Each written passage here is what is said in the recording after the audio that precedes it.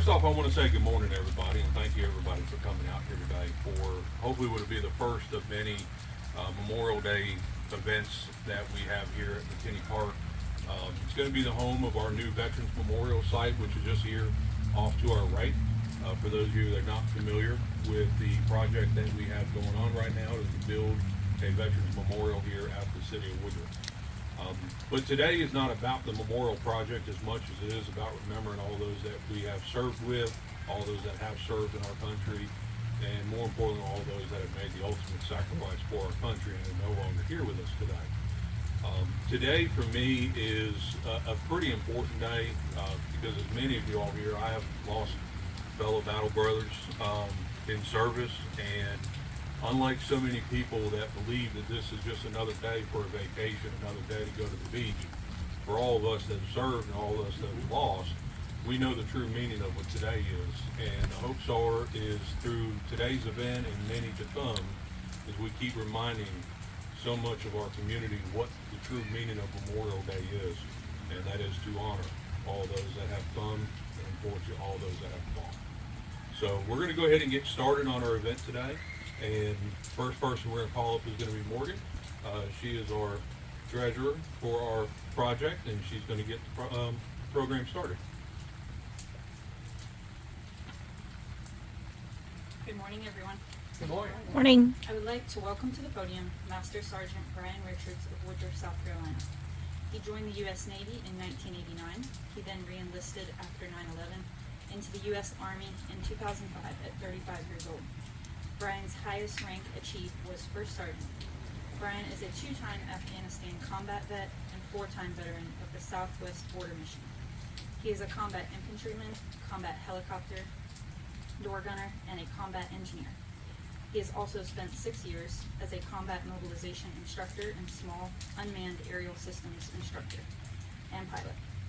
Brian has been a part of the first of the 118th Infantry, 710 EHCC, 125th MRBC, 218th Brigade Combat Team, and the second of the 238th General Support Aviation Battalion. Task Force Thunder, Task Force Eagle Lift, Combined Joint Task Force Phoenix, Task Force Liberty, Task Force Aviation, Task Force Engineer, Operation Guardian Support, and served on deployment under the 101st Airborne Division, 82nd Airborne Division, and the 3rd Marine Division, among many others. His awards include 2 Air Medals, 4 Meritorious Service Medals, 4 Army Commendation Medals, 1 Air Force Commendation Medal, 5 Army Achievement Medals, 1 Meritorious Outstanding Volunteer Service Medal, the Texas Homeland Defense Ribbon, the Combat Infantryman Badge, the Combat Action Badge, the Driver's Badge, and the Expert in Competition Badge, as well as other service awards. Mr. Brian Richards.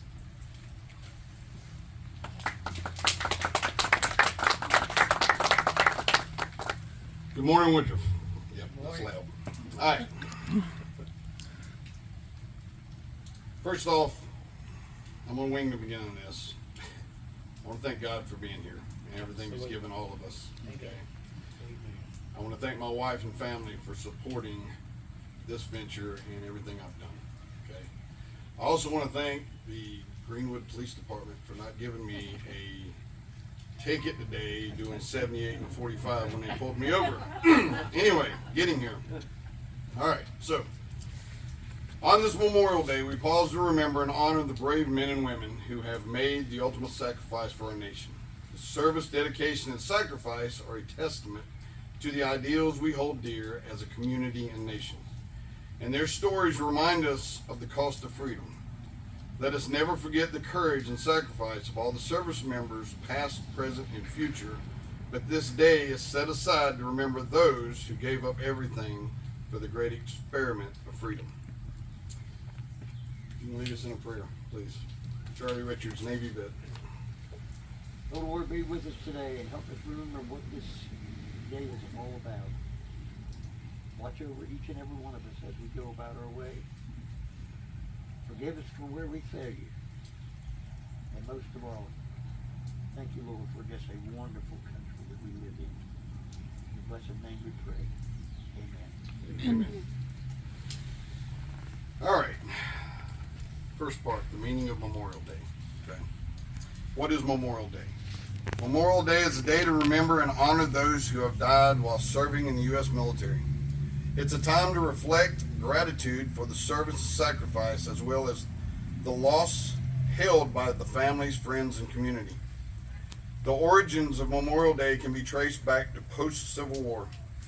After the conflict ended in 1865, people across the country began holding ceremonies to honor the soldiers of both sides. One of the earliest known ceremonies took place in Charleston, South Carolina in May 1865, when a group of freed slaves gathered to commemorate fallen Union soldiers buried locally.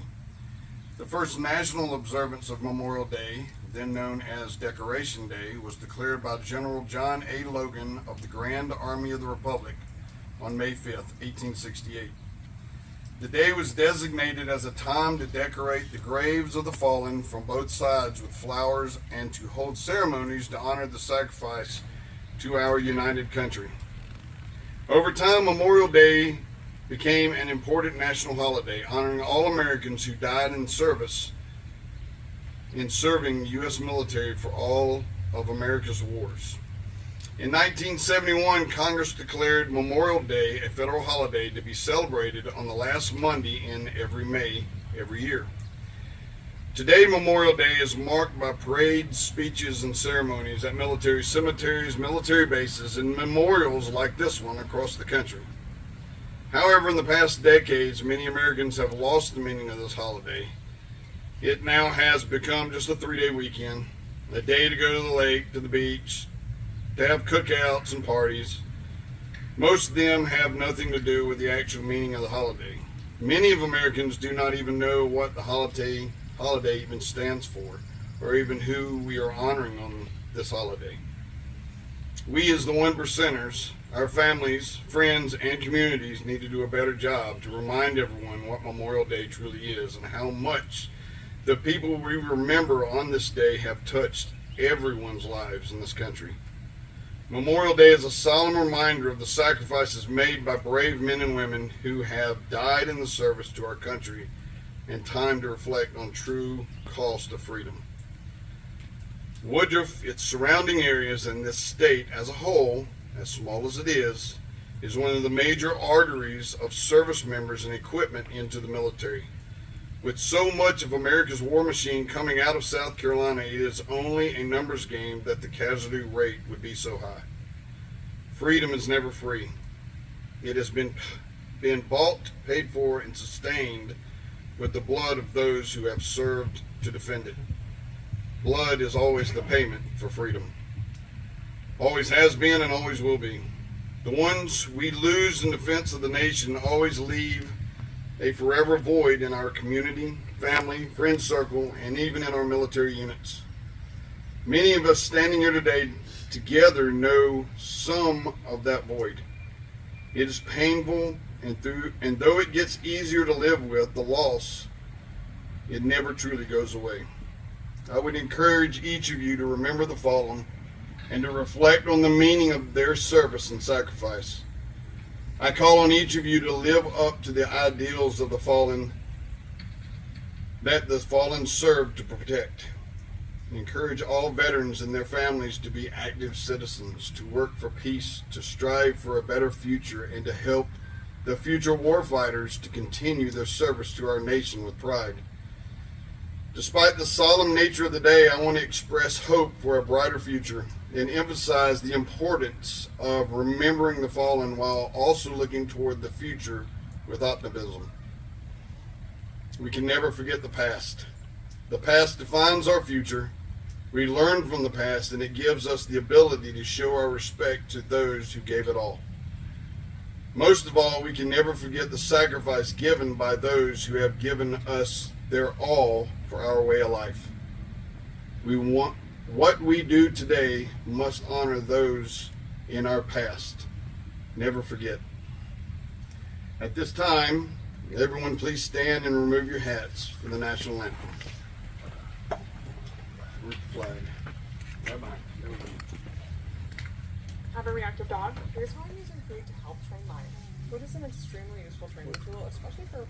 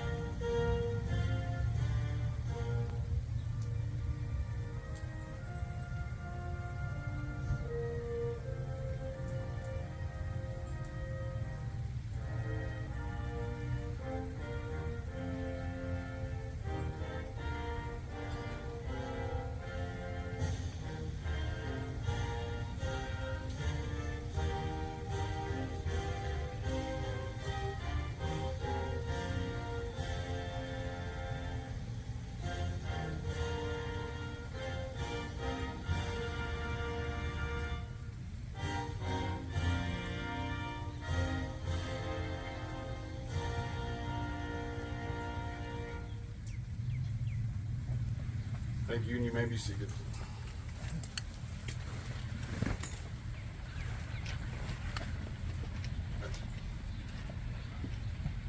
All right. From this point on, we're going to be sharing memories of the fallen. At this time, we are going to have a few speakers up to talk. I'm sorry, but I'm winded. You'll just have to live with me for a second. I'm going to lead that off, so hello to all. She introduced me, probably better than I should have been introduced. But I was on duty with Delta Airlines on 9/11 when 9/11 happened, and know some of the people that were taken from us that day. It destroyed the industry that I worked in. Not long after that, I resigned from my job, enlisted in the Army, and volunteered for back-to-back combat deployments in Afghanistan. Like so many during that time, I needed to be a part of something. Payback, maybe. During my time of service, I had friends that have deployed and never made it back. I have others that made it back physically, but have never truly come home. I'm going to stop there, and I have a buddy of mine that's getting ready to deploy for the 7th time. He's National Guard. 7th time. So that's 7 years plus train up, plus train down out of 20 years away from his family. National Guard.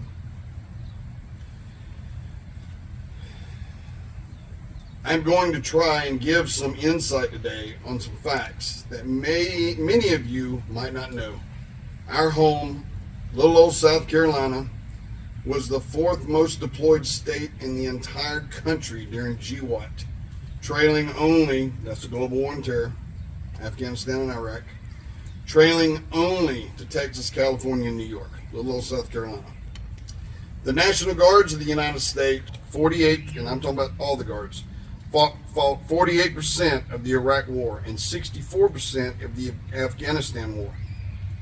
The National Guards also had the highest percentage of casualty during GWAT. Since September 11, 2001, back in our state, more than 25,000 South Carolina Army and Air National Guard men and women have answered our nation's call in defense of freedom. During GWAT, South Carolina has had service members killed in action and active, reserve, and guardsmen. While the specific numbers is difficult to pinpoint, it is confirmed that South Carolina servicemen and women like the following were lost during those conflicts. They say that a man dies twice. Once when he dies, and once when his name is remembered and said the last time. This is going to take a minute, but please join me in a moment of silence while I read all the names of our South Carolina neighbors we lost in the last 20 years of combat in the Global War of Terror, so their memories never die.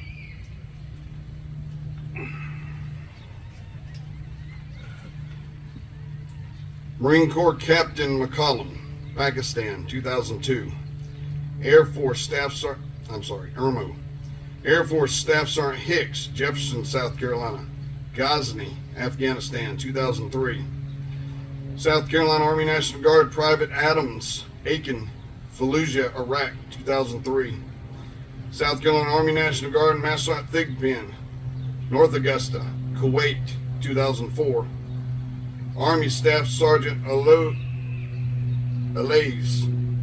Walhalla, Sikkim, Afghanistan, 2004. South Carolina Army National Guard Staff Sergeant Lemon, North Charleston, Balad, Iraq, 2004. South Carolina Army National Guard CW4 Leach, Rock Hill, Mosul, Iraq, 2004. South Carolina Army National Guard First Lieutenant Shields, Campobello, Mosul, Iraq, 2004. South Carolina Army National Guard Sergeant High, Spartanburg, Ghazni, Afghanistan, 2005.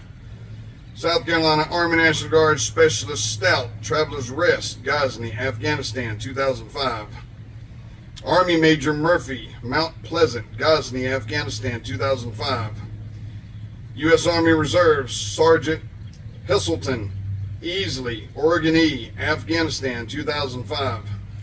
Army Sergeant Lee Miller Anderson, Balo, Afghanistan, 2005.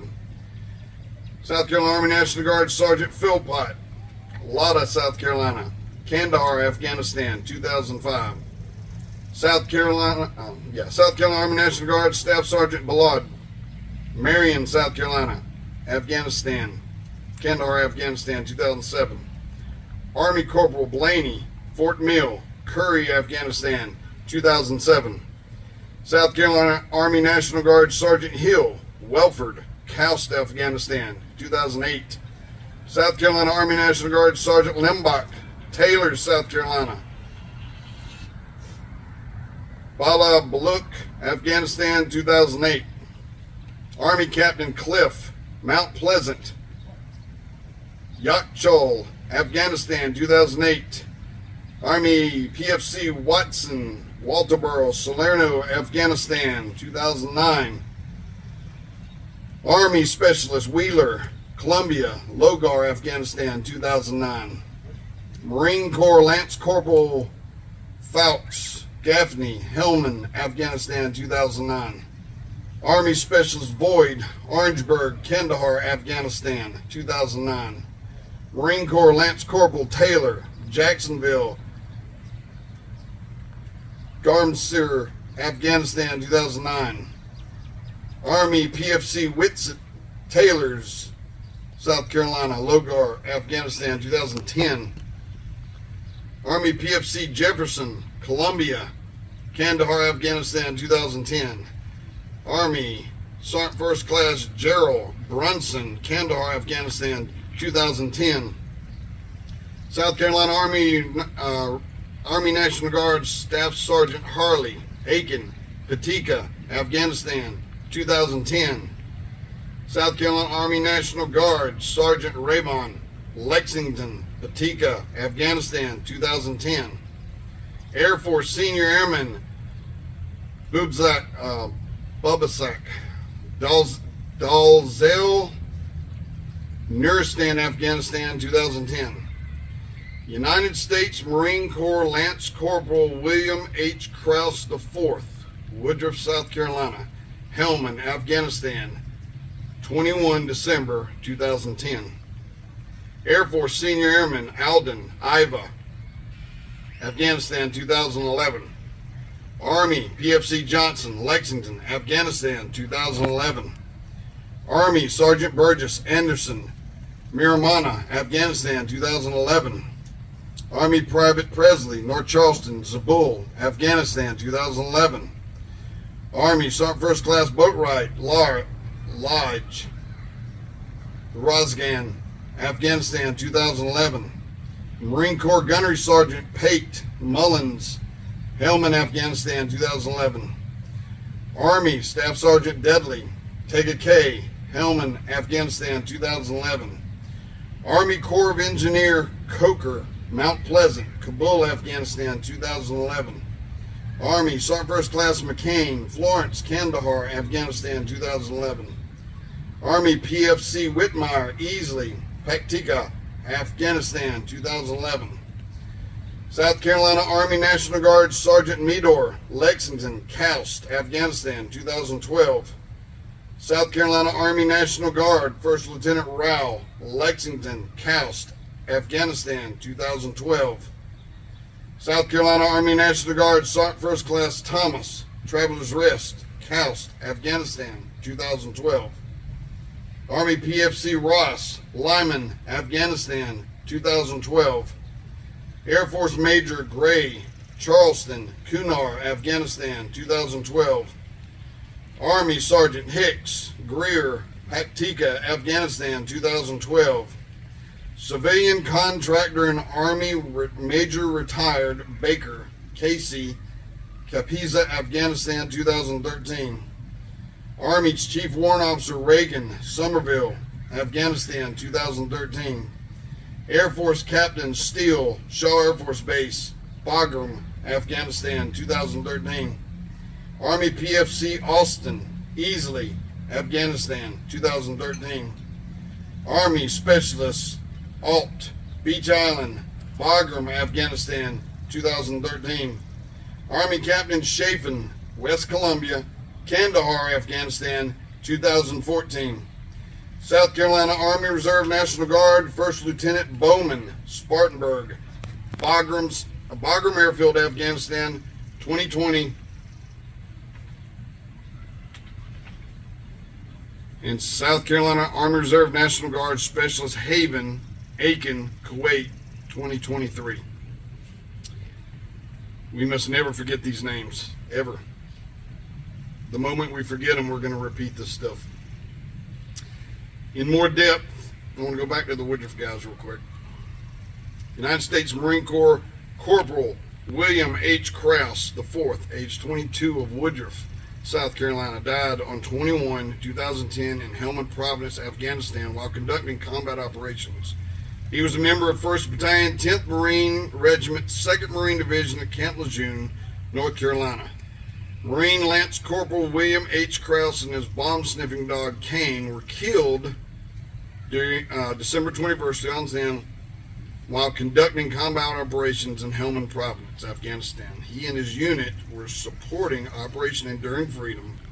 Lance Corporal Krause was assigned to 1st Battalion, 10th Marine Regiment, 2nd Marine Division, 2nd Marine Expeditionary Force, Camp Lejeune, North Carolina. He was 22 years old and into his first 6 weeks of his first tour of duty. Billy was a Woodruff, South Carolina resident who grew up in Fort Wayne and Angola, Indiana, before moving to South Carolina while in high school. Billy joined the U.S. Marine Corps in 2007 following graduation. As a military dog handler, the bond between service members and canine service members is one of strong trust and care. He was the Marines' 5th bomb-sniffing dog to be killed in combat. Billy's remains returned the day before Christmas 2010. He was the 161st Marine killed in Afghanistan in 2010, and the first Woodruff service member to be killed in action since Vietnam. Many others from Woodruff, South Carolina area died while in service to our nation, while in non-combat roles. A couple of those are Army Specialist Dustin Ray Simmons of Enoree, South Carolina. He died in Germany in 2010. And Master Sergeant Jonathan Heath Richards of Woodruff, South Carolina. He died at Fort Meade in 2024. We need to remember these names as they are our neighbors and fellow South Carolinians, some hitting very close to home.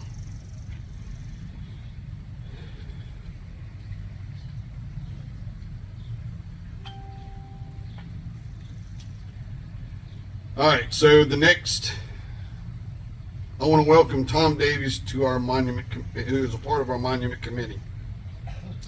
Tom was a gunner's mate 3rd class on board the USS Westchester County LST 1167 in Vietnam.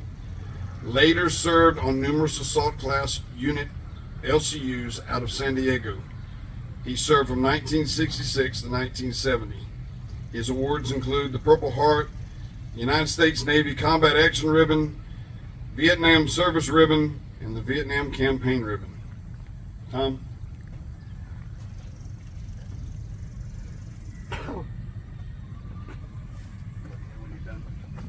Alright. Morning, Woodruff. Morning. I told the Navy when I filled out my dream sheet that I wanted to be on river boats. So they put me on an LST, not a river boat, 60 miles up to Mito River near Dongtown. On the morning of November 1st, about 3:20 in the morning, sappers attached limpet mines to the ship, blew a couple of big holes in it, and killed 17 of my shipmates and 6 Army personnel who were assigned to the ship.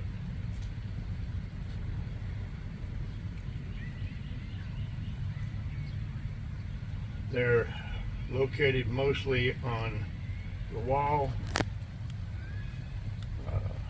39W and 40W.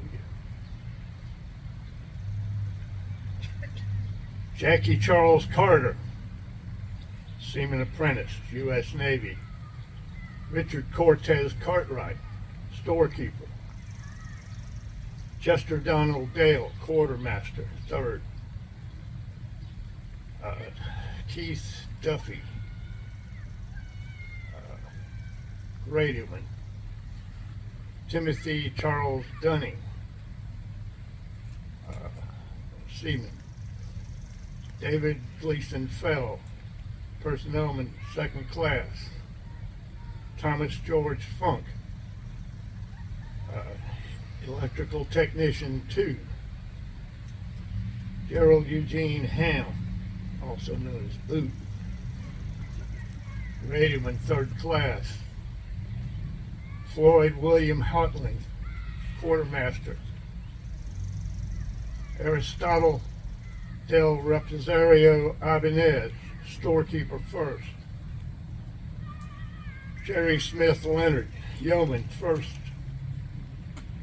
Joseph Anthony Miller, radioman, 3rd class. Rodney Walter Peters, radioman, 1st class. Gary Frank Rundle, yeoman, 3rd class. Reinhard Joseph Scherner Jr., radioman, 3rd class. Thomas Herbert Smith, quartermaster, 2nd class. Anthony Richard Torvicchia, storekeeper, 1st class. Also aboard the ship were 6 Army personnel. Got 4 of them here. Leslie Von Bowman, E4. Wilfredo Clinton Mendez, E4. Ernest Frizzle Cook, E3. Paul David Jose, E4.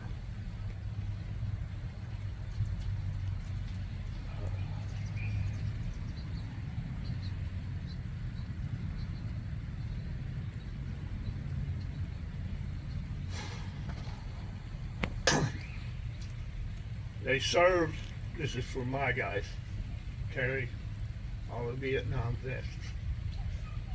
They served, they fought, they died and received neither their country's glory nor their country's compassion.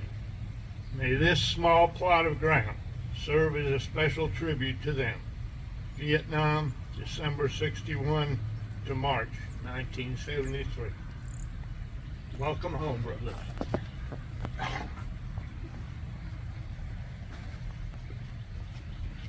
want to reiterate that to all our Vietnam vets. Welcome home. It is long overdue, and it should have happened then, but that's our country. It fluctuates.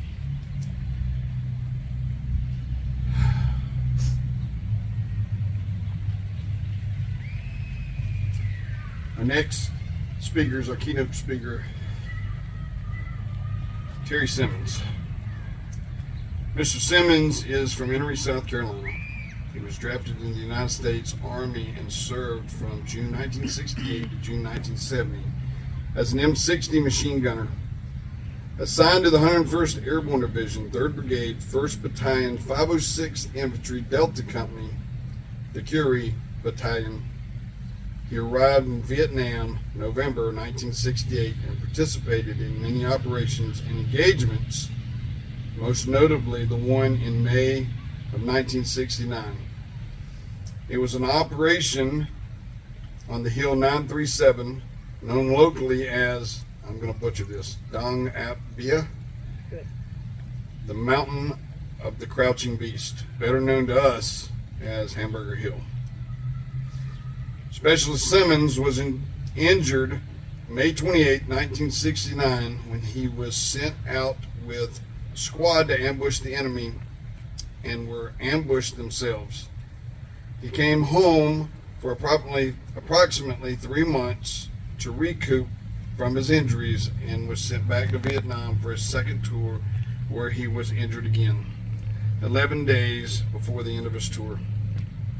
His awards and decorations include the Purple Heart, Bronze Star, Combat Infantryman Badge, Army Commendation Medal, Air Medal, Vietnam Service Medal with 2 stars, Vietnam Campaign Medal with 1960 device, National Defense Medal, and other recognitions and awards. Mr. Simmons is also former Veterans Affairs Officer for Spartanburg County, has been guest speaker at numerous high schools, JROTC programs, and veteran events throughout the country. Please welcome our speaker, Mr. Terry Simmons.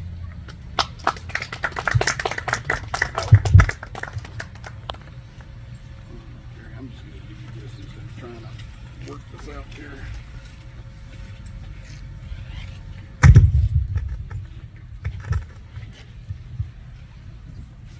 Good morning. I've really been looking forward to this.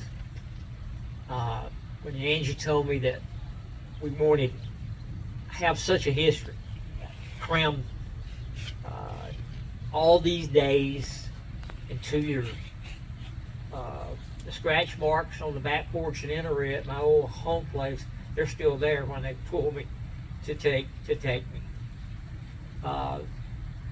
I remember when I got my draft notice, my grandmother, Ma Simmons, everybody knew her. She had 8 boys, my dad included. Every one of them served in the military. I can only imagine what she went through. We just buried my Uncle Johnny, 2 years ago maybe. He drove a tank for Patton in 3rd Army.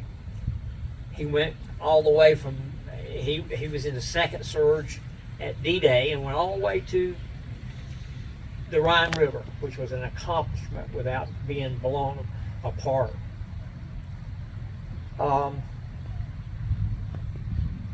Hill 937. Hardly a day goes by, that it happens, that you don't think about all you buddies that you lost.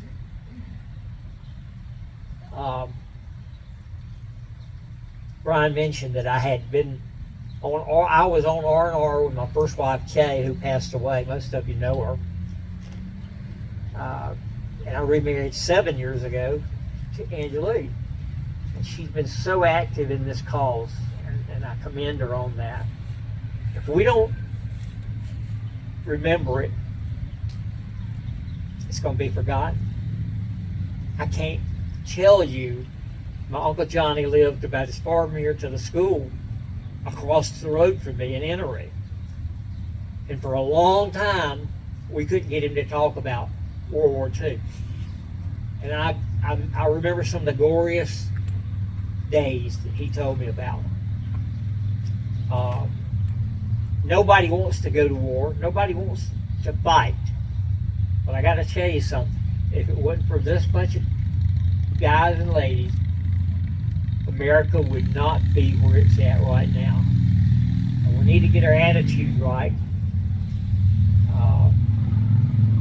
Hamburger Hill was a freaky thing. I'll tell you how I found out about it. I'd been on R&R in Hawaii, and as we'd been to Pearl Harbor, rented a car, and was coming out the main gate, and a guy saw my 101st hat, and he said, "Hey, have you heard the news?" I said, "No, I had been watching TV. I think I stayed up the whole 7 days I was there." And he said, "The 101st is in a major battle in your AO, where you were at." Okay? That's the first time I heard Hill 937, which later got named Hamburger Hill. I can't describe what I saw when I got back to Vietnam. And oh boy, the dread. I mean, I was just like, I can't believe I'm going back to this. And I had been in a lot of combat up to that time. The little boy from Inouye who I didn't even like guns, guys.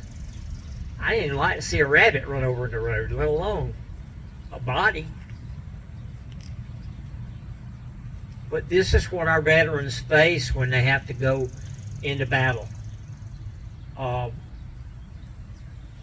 My first sergeant couldn't wait to get me on the helicopter, but it was a wrong helicopter. He put me on a helicopter, a resupply helicopter, to Hamburger Hill. I didn't know this until we hit the ground at Hamburger, and I started saying, "Where's Delta Company? Where's Delta Company?" And everybody said, "Oh, they're about 8 or 9 miles over that way." That's like 200 miles in the jungle. And I'm saying, "Wait a minute, I'm not supposed to be here. I'm supposed to be with them." And I had a young captain came by and he said, "Look, you've got experience, just help us out." So the first thing I did, I loaded about 30 guys in body bags on a helicopter. Nothing will traumatize you more than seeing another dead American. Am I right? Because sometimes, just like he said, Angie wrote me a note. I knew Heath Richards. Kay taught him in the 5th grade. And the other Simmons kid, I don't know. Maybe I missed him some way. I don't know. I do a lot of research. I know how to get into the gut of the VA. I know all the workings. And Angie's worked with me so hard to, well, I'll just tell you. Some of my buddies were killed, some real close to me. And then I made it a point 2 years ago, Angie, we started this, maybe 3. We started looking at, we finally got a printout list, and then it came up on my computer in Spartanburg, and we just made it a point to let these families know how their loved ones died. Because you know what? If you've lost a loved one, they either, it's KIA, killed in action, or WIA, wounded in action. But this particular time, guys got plucked from my being. I mean, they were gone. And that hurts right here. Still does. I'm going to honor them right now.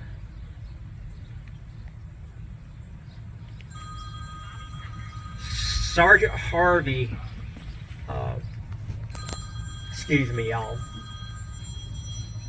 Sergeant Harvey was he was Sergeant First Class. He was my platoon leader. He had both legs blown off and an arm blown off. He lived about 30 minutes before he bled out. My medic, Doc Finish, got killed on my birthday, July the 11th of 1969. Had his entire head blown off. I know this is gory, but I think you need to hear it. Because a lot of people don't understand Vietnam. Brian's done a wonderful job bringing people up to date. Doc Finish was from Grass Flat, Pennsylvania. Sergeant Harvey was a lifer. He had been in the Army 19 years and 9 months. He had 3 years before he was to rotate out.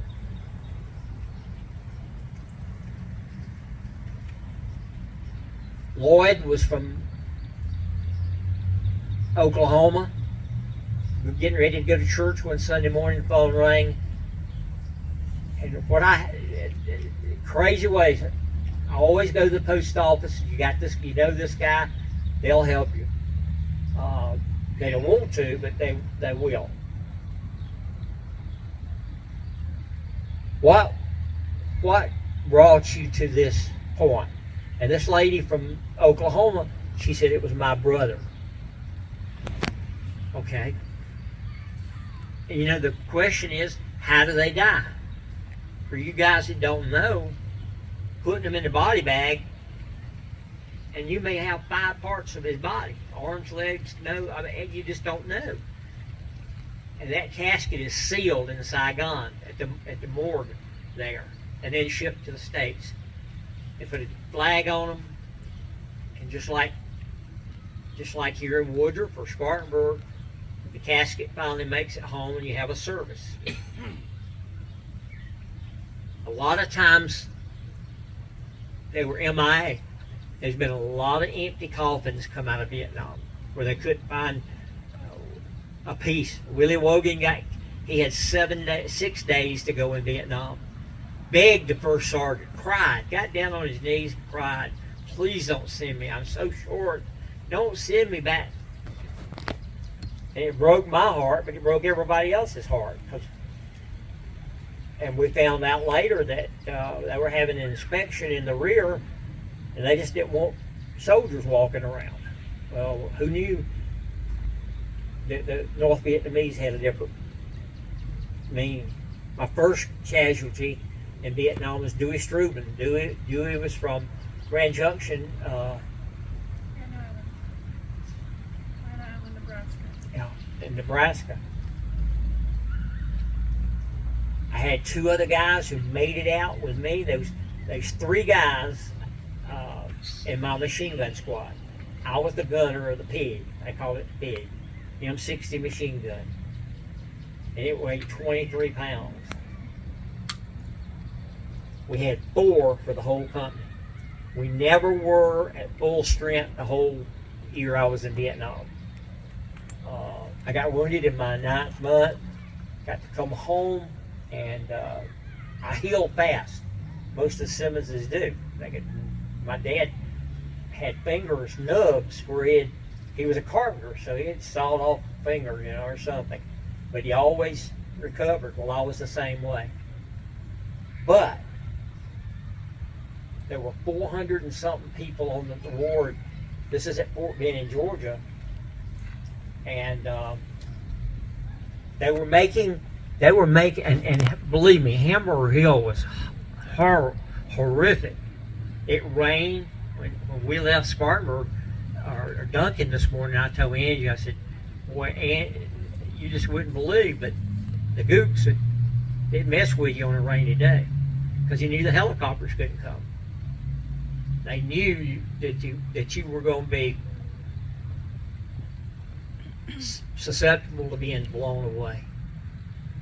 I never thought in my days that I would witness that firsthand.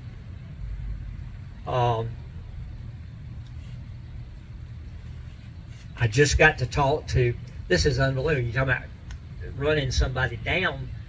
I went online, anybody know this guy? My captain from Vietnam, my first captain, who I thought was the best, he calls me, and he lives over in North Georgia, and he retired a 4-star general at the Pentagon. I said, wow, you did pretty good.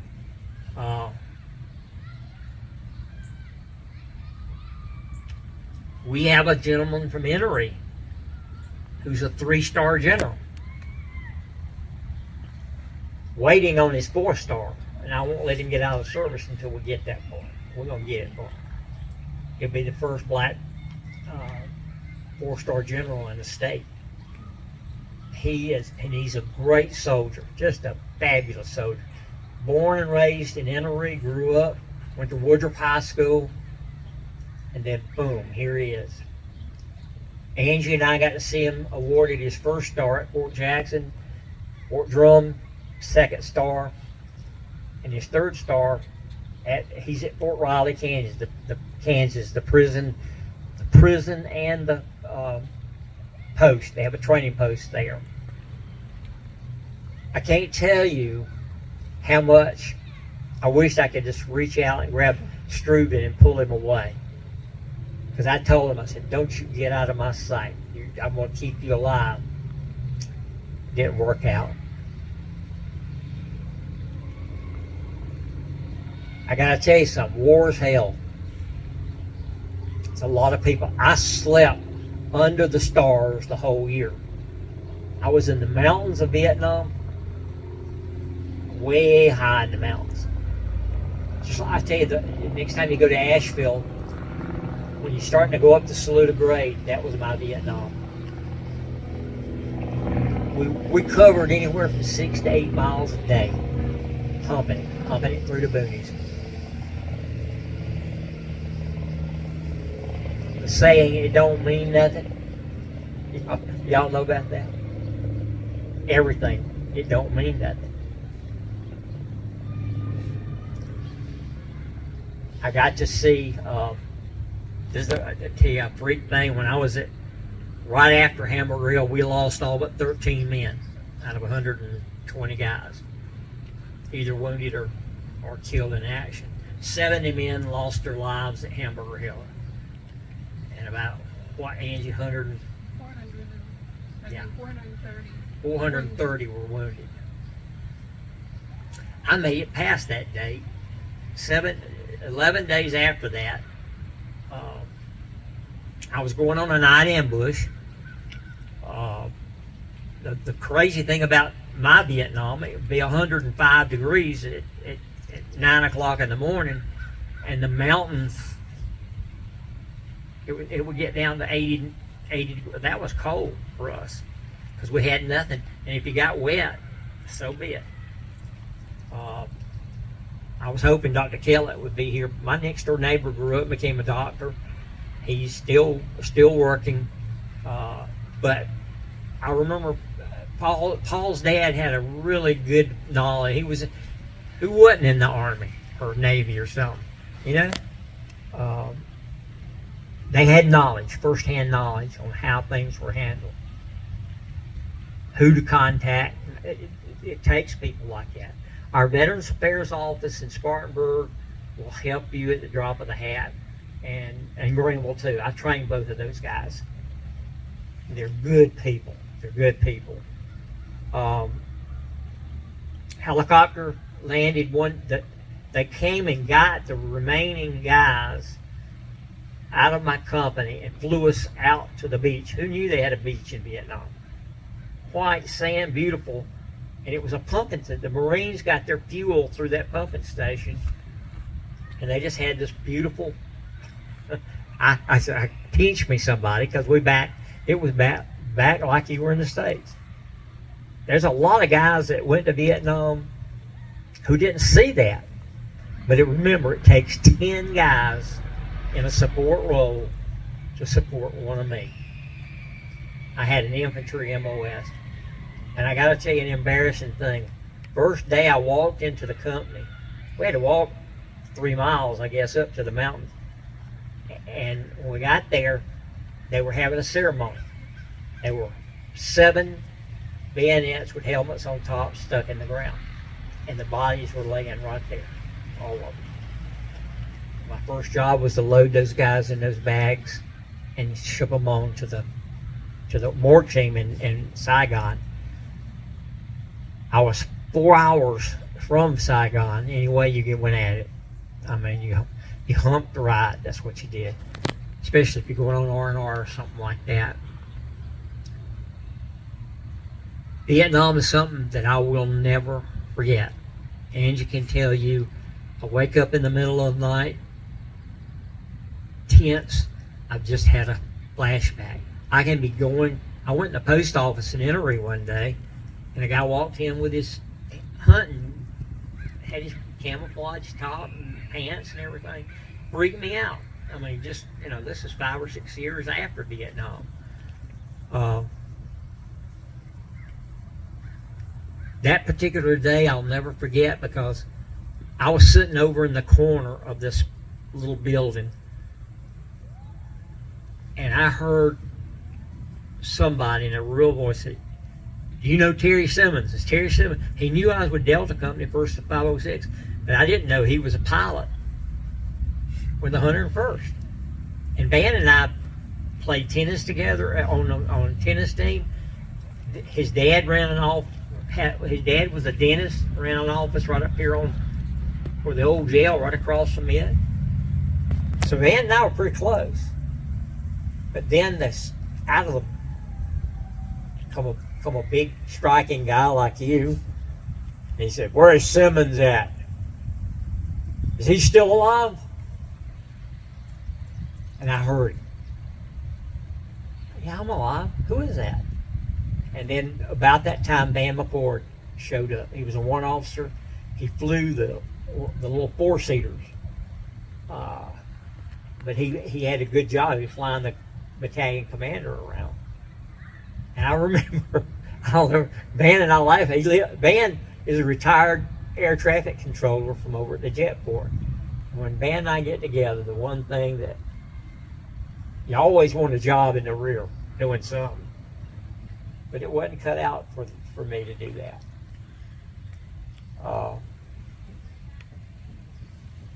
I had 7 days to go in Vietnam, I believe, 7 or 8 days. This is after they sent me back to Vietnam.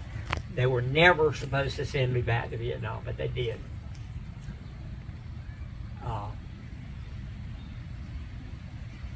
I remember when the guy called my name to deploy back to Vietnam, I went running up to him. I said, "Hey, they've made a mistake here."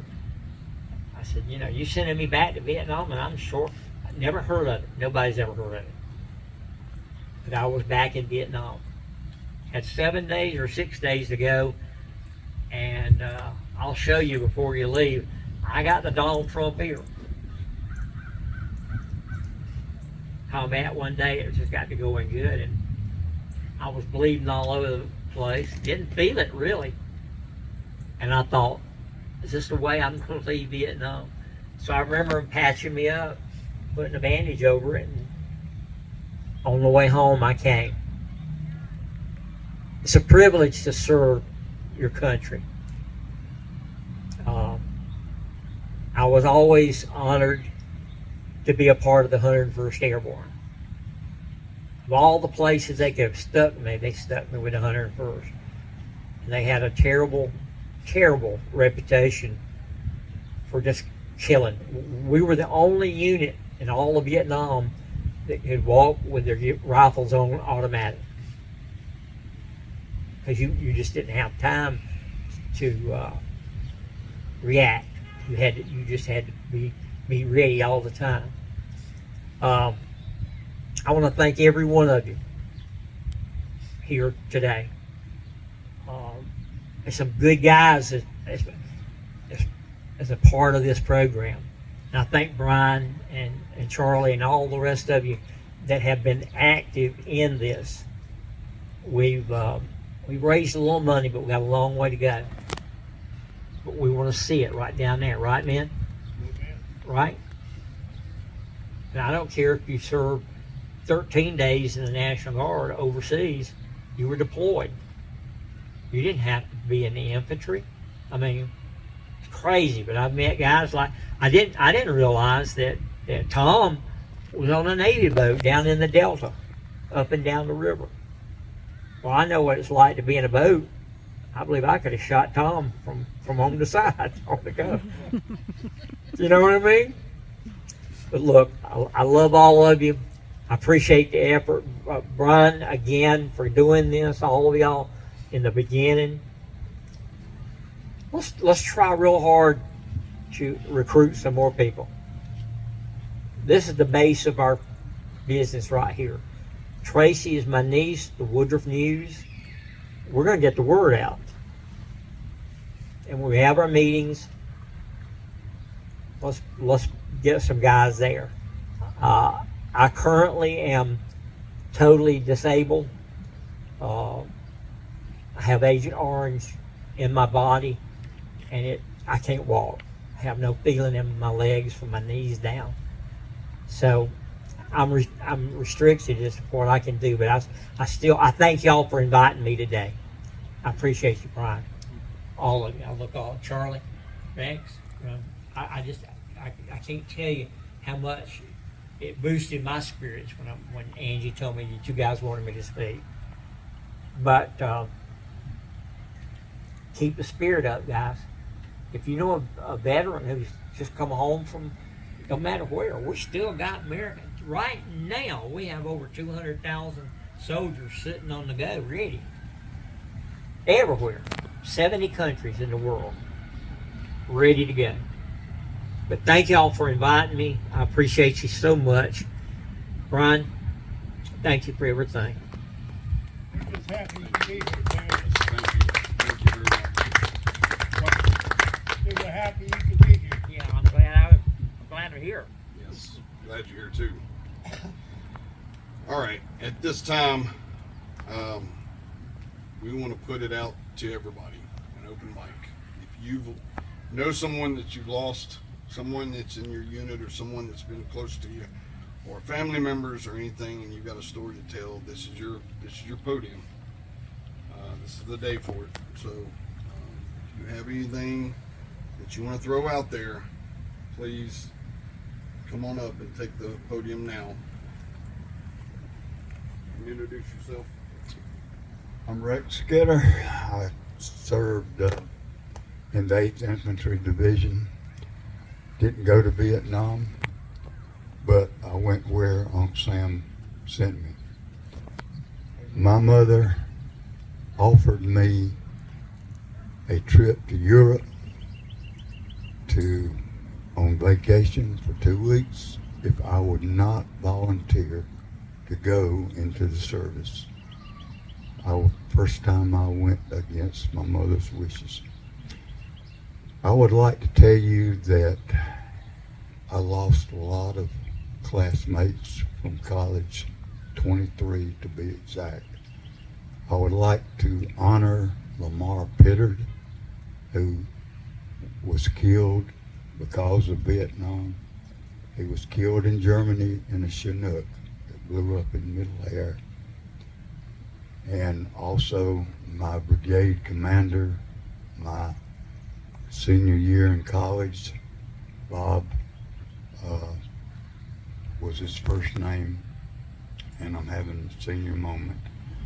I'm so old that fatigues like this that came back from the laundry about this color, and that's why I wear it today, because the fatigues were the dark green color, but by the time they went to the laundry, you get them back this color.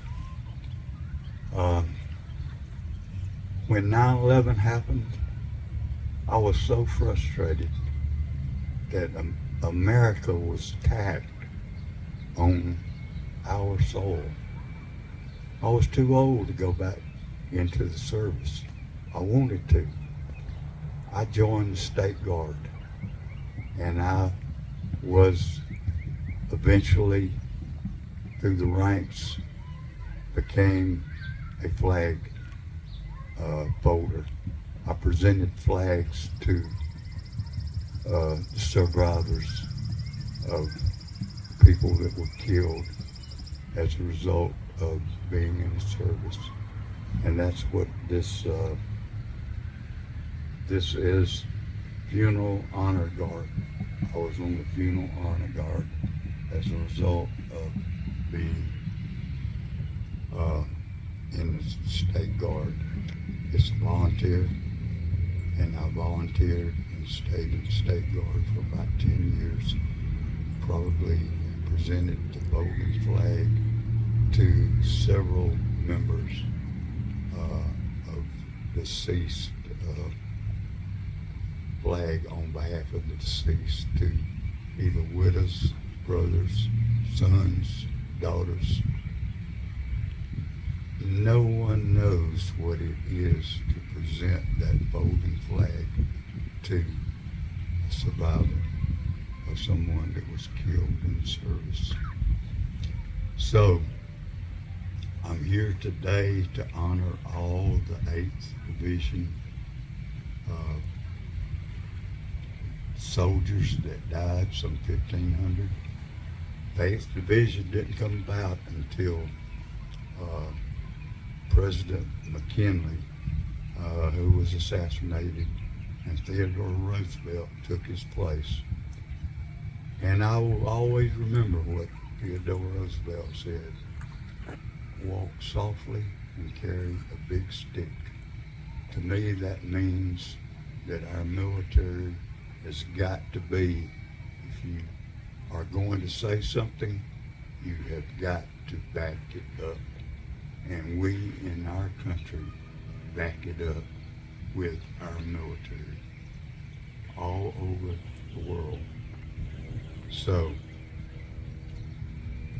the 8th Division was popular in the Battle of the Bulge. They were thrown into to stop the Germans who had bulged the front lines, and that's why it was called the Battle of the Bulge. So when they stopped the Germans commander of the division that the 8th Division stopped said, well, I want to discuss surrender to you, and said, let me see your credentials. The American general pointed to his doughboys that were lying around the bumper and said, these are my credentials. He didn't have to show anything other than his men. Men have always been like that throughout history. So on this Memorial Day, let's honor those guys that gave the ultimate sacrifice for the freedoms that we enjoy. Thank you.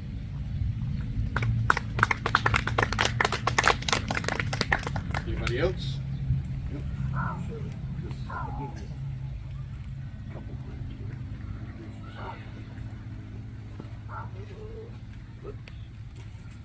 I'm not as tall as some of these people.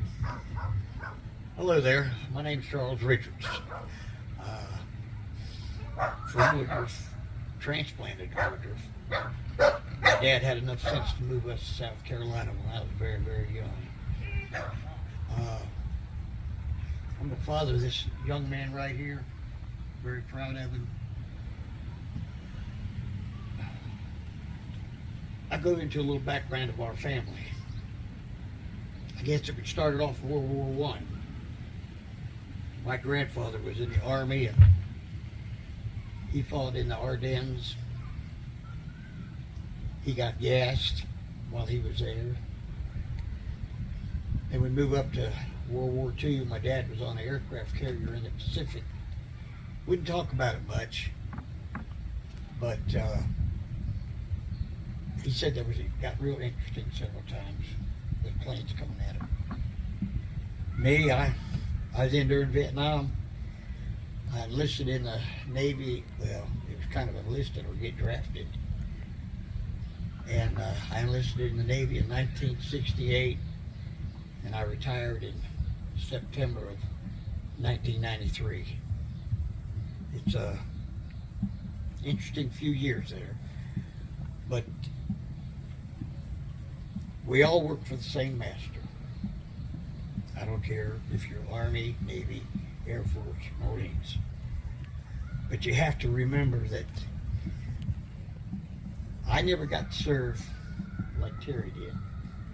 Don't worry about it. But you know, you got to remember the people, as he said, people in the rear, because the last unit I was in it for 17 years, and I found out one thing that the military can't do without: beans, bullets, and bombs. And that's what we did. We got sent over to the first Gulf War, and we they flew us into Dahran, and then they flew us moved us over to Daman. And we got there in the harbor, and we looked out there, and there's untold number of ships in that harbor. And the American military were great at loading stuff back in the States, but they didn't have anybody over there to unload them. So we got the opportunity to unload all the beans, bullets, and bombs, and whatever else they needed. And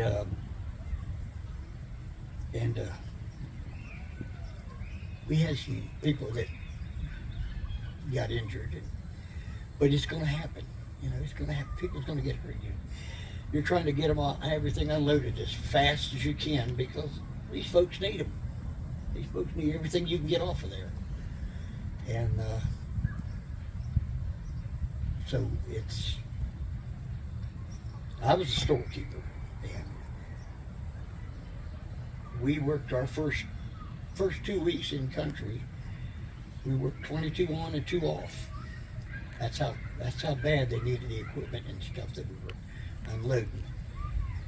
And but we lost a couple guys, not then, but we lost them because they acquired some diseases while they were there.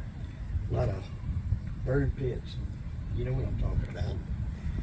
And so it just doesn't stop when you're there. You're in a battle, but when you come home, you fight a battle too. So you know, you just a lot of I just buried one a month ago, and he died of something that was in those burn pits that they never have decided what it was. And I know I'm getting off the subject here. I want to thank all my brothers and sisters, because you've done a wonderful job, and I'm very proud of you. If I could go back to my family one more, my grandpa was in World War I. My dad was in World War II. I was in during the 60s. This young man has taken over as far as the global war on terrorism. But I also had 2 granddaughters in the Army, 3 grandsons in the Navy, and I had a grandson that couldn't read. He went in the Marines. And let me tell you what, about a year or so ago, I ran across something up in Spartanburg. You know, they always say Marines like crayons. Well, I just happened to be in one of those party shops up in Spartanburg, and I looked down there and I said, oh, this is just too good to pass up. Edible crayons. So I bought 2 packs of those, and one of them huge coloring books, you know, that you give the infants, and I sent them to them. About a week later, I get a phone call, and I'm not going to exactly quote what he said, but just to give you a rough idea. Papa, I don't think this is too funny. So, and I said, well, you know, I sent you 2 packs, one for you and one for your gunny sergeant. He says, I'm not giving the gunny sergeant those crayons. But the essence of what we're doing here today is to remember, like everybody says, not everybody comes home. And if they do come home, it's not the fashion in which we wanted them to. So let us remember what this day is all about, how important it is to remember those that have made the ultimate sacrifice. Thank you.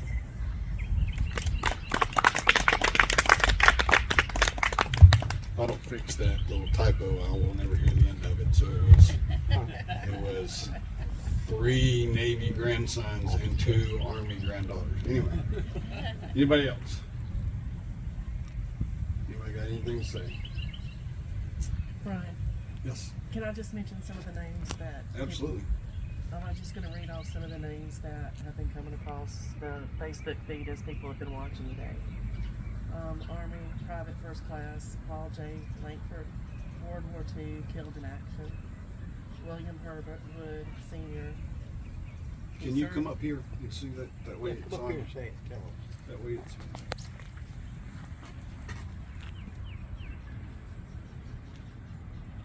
Now you guys are going to be on camera. Okay, Army Private First Class Paul J. Langford, World War II, killed in action. William Herbert Wood, Sr. He served in World War II in Japan. He always talked about it. He has since passed away. Baxter Bettis, World War II, served mostly in North Africa and Italy. Danny Foster, U.S. Navy, E5, I don't know what this stuff means, E5DLG6, USS, okay, Farragut, Vietnam, Patrol Boat River, 1968 to 1969. He's still living in Boiling Springs, South Carolina. I know today is for those lost, but she states this is on behalf of all those buddies lost in service. And then Lori Von Green, my son is Marine, and he is a physicist, Captain Dylan Green.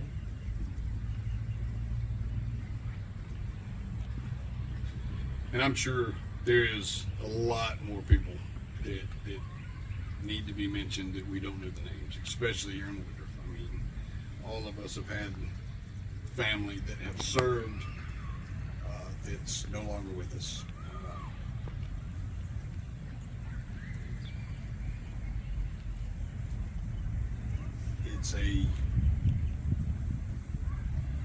This day is not meant for, I was told online by a good friend of mine, this day is not the barbecue day. This day is meant as almost as a funeral service. So in saying that, is there anyone else that wants to say anything? All right, so thank all of y'all. At this time, I would like to invite all of you to stand up and remove your hats for the playing of taps for all that we have lost.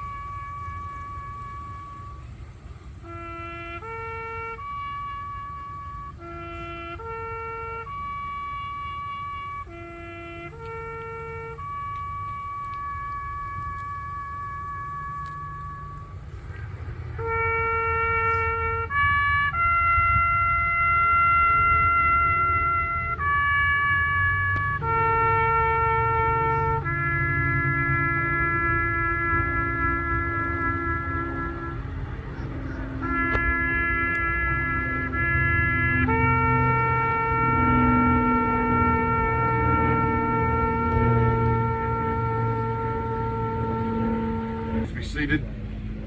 Thank you. This marks the end of our ceremony. Please feel free to hang out as long as you want to. We would like to thank the members of our committee for all the hard work on this project, and to the Cross Anchor Cairo for the donations for today's events. Thank you for Woodruff Times for showing up and covering it. Thank you for our speakers. Most of all, thank you for the families online that have a void that they can never fill, that are not here with us. This is supposed to be a hard day.